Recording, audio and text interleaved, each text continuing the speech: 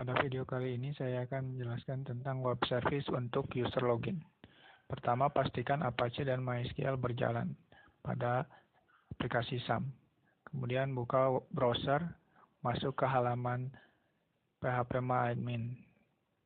URL-nya yaitu localhost/phpMyAdmin. Kemudian buat sebuah database. Klik New, masukkan nama database, di sini db_karyawan. Kemudian klik Create. Di sini buat tabel dengan nama tabel_user dengan row-nya 4. Kemudian masukkan field pertama yaitu ID, tipenya integer dengan panjang 3, kemudian buat sebagai primary key. Lalu field kedua yaitu username dengan tipe varchar, panjangnya itu 50. Kemudian field selanjutnya password dengan tipe varchar, panjangnya 50. Dan terakhir fieldnya status integer, panjangnya 1. Kemudian klik save. Tabel sudah dibuat.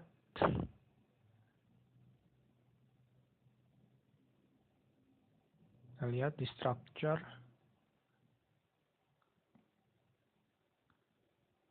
Setelah tabel dibuat, maka akan dimasukkan ke dalamnya berupa data atau record. Di sini untuk record pertama soal saja yang sudah ada. Username, password, status. Kita buat 3 record. Di sini untuk record yang ketiga. Username-nya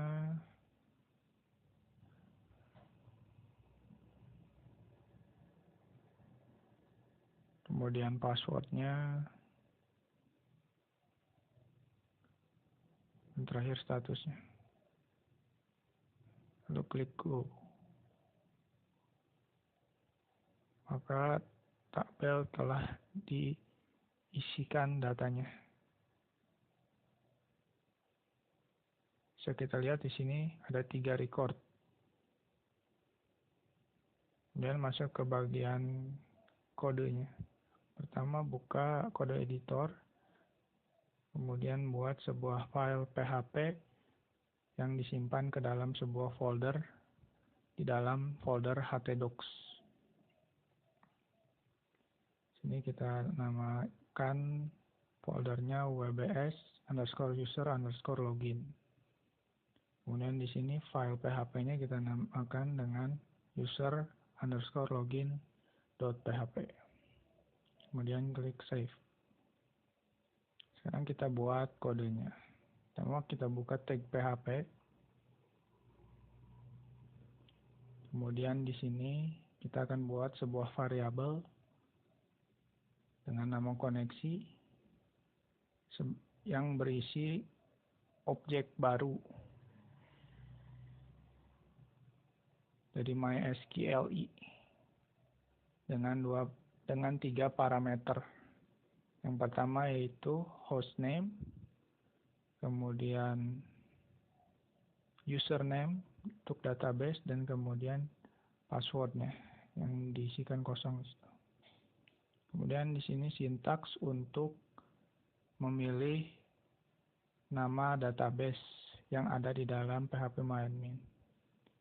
Sini parameter yang pertama itu variabel koneksi, dan yang kedua nama database pada phpMyAdmin.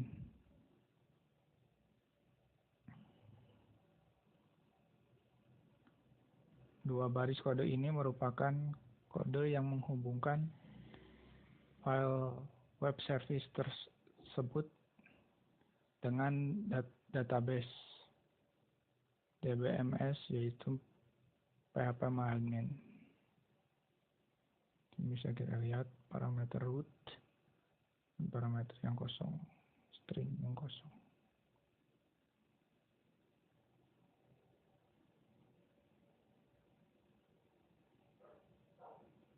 Dan selanjutnya kita buat sebuah variabel untuk menampung variabel global PHP bernama _get. _get ini dia berfungsi untuk menangkap apa yang diinput user dalam URL. Sini dengan nama username, dan untuk variabel password, variabel global PHP-nya bernamakan password.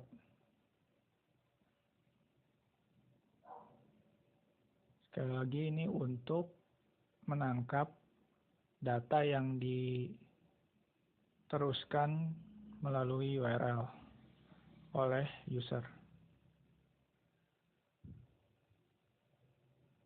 Dan lanjut ke seleksi kondisi. Apabila sebuah kondisi yang diinginkan terpenuhi. Di sini ada 4 kondisi.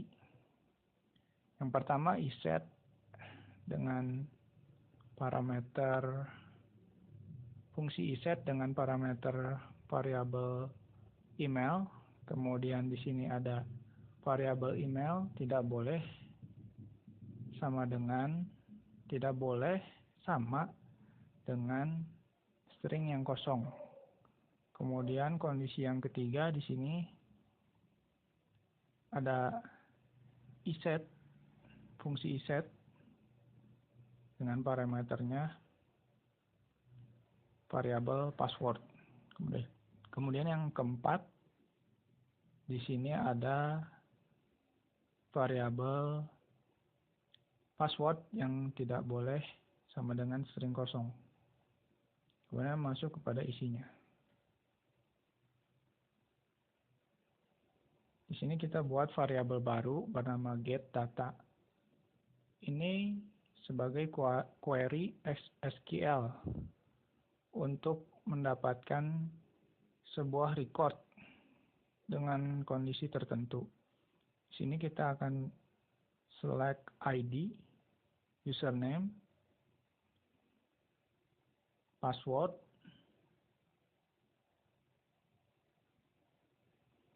pada tabel user,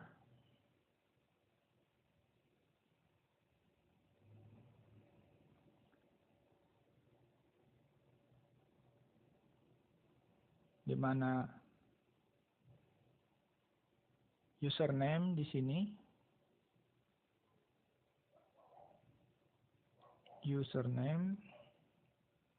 sini, merupakan variabel email.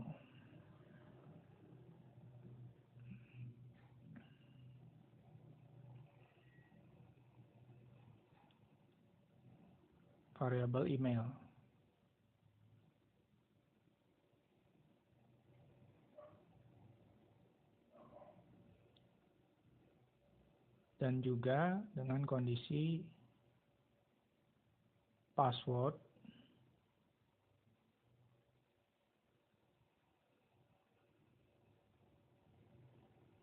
sama dengan variabel password. Fungsi iset untuk seleksi kondisi ini di atas itu berfungsi untuk memeriksa apakah variabel tersebut telah dideklarasikan terlebih dahulu atau tidak.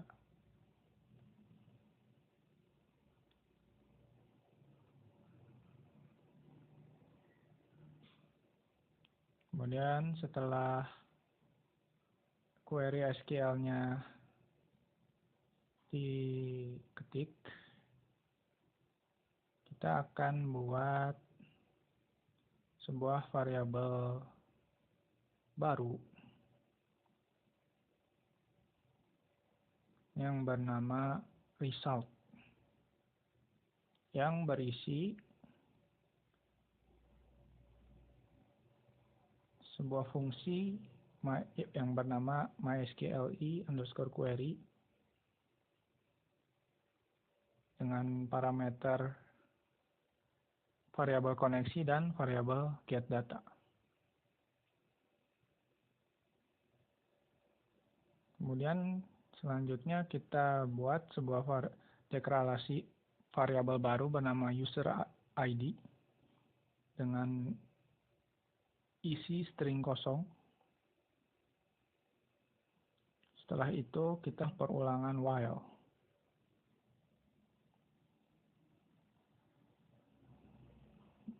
Dengan kondisi deklarasikan variabel R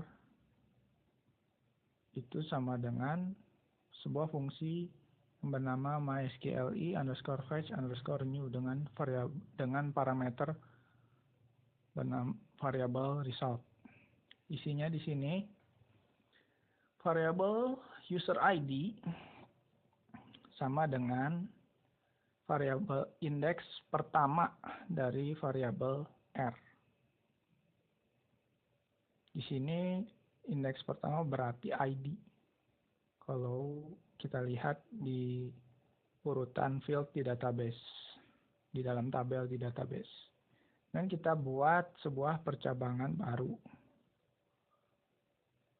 Dengan kondisi variabel result mengakses sebuah properties bernama numRows itu untuk menghitung jumlah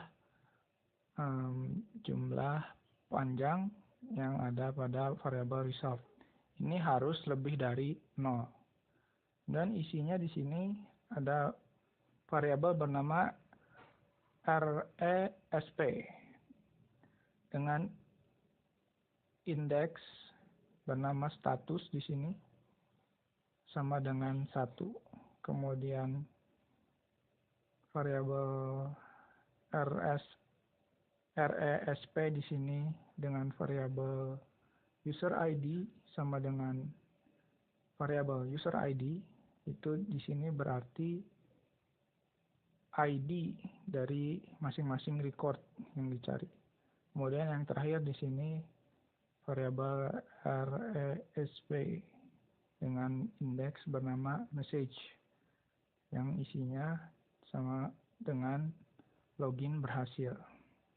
Kemudian kita buat percabangan jika selain dari result numRows lebih dari 0.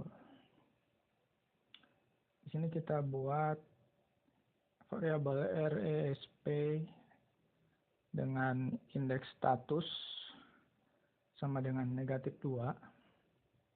Di sini jika gagal ya. Yang sebelumnya itu jika berhasil. Kemudian variabel resp dengan indeks message itu pesannya berisi masukkan username dan password dengan benar.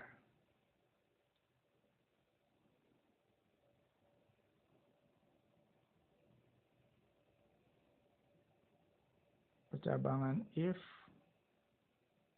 dengan 4 kondisi sudah selesai. Kita masuk jika tidak atau tidak berhasil, itu tidak sesuai dengan kondisi set yang ada di atas. Di sini jika tidak sesuai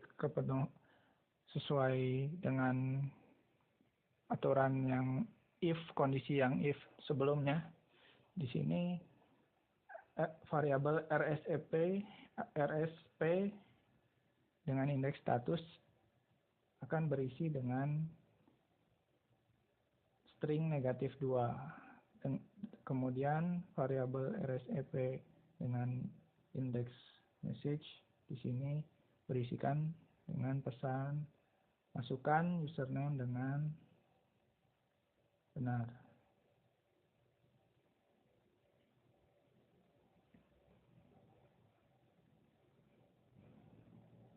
Selesai.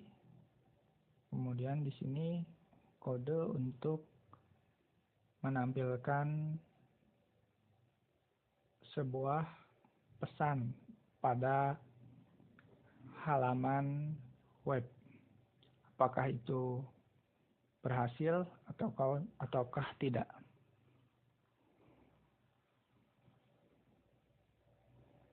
Sini kita buat sebuah variabel baru bernama response dengan indeks bernama response juga, sama dengan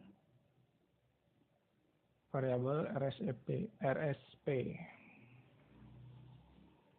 Kemudian akan kita tampilkan dengan perintah echo pada PHP dengan sebuah fungsi bernama JSON encode dengan parameter variabel response. Kemudian yang terakhir di sini untuk menutup MySQL, menutup koneksi database dengan fungsi bernama MySQLi_close.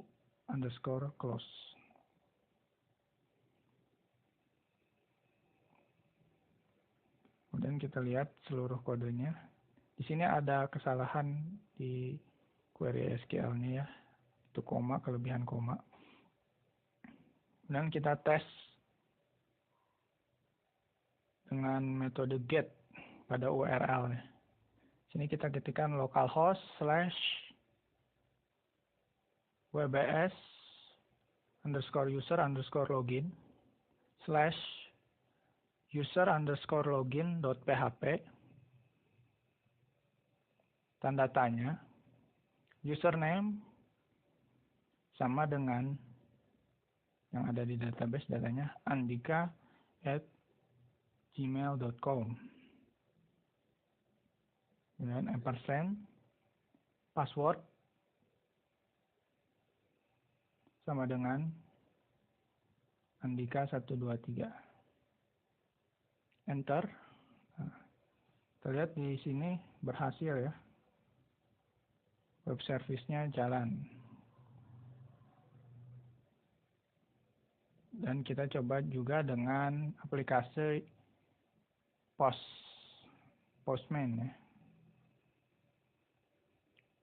Di sini simple saja, kita buat sebuah nama collection baru, TWS pertemuan 9-10.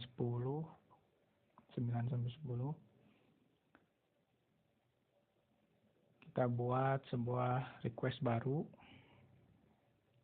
add request. Di sini asal saja namanya, misalkan get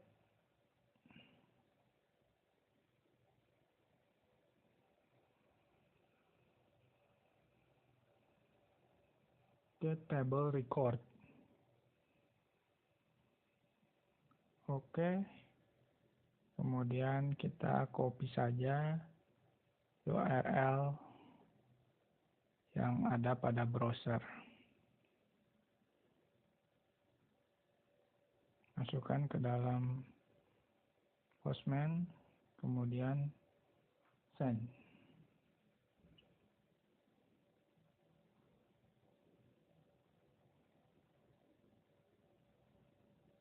Dan hasilnya berhasil ya. Sama saja.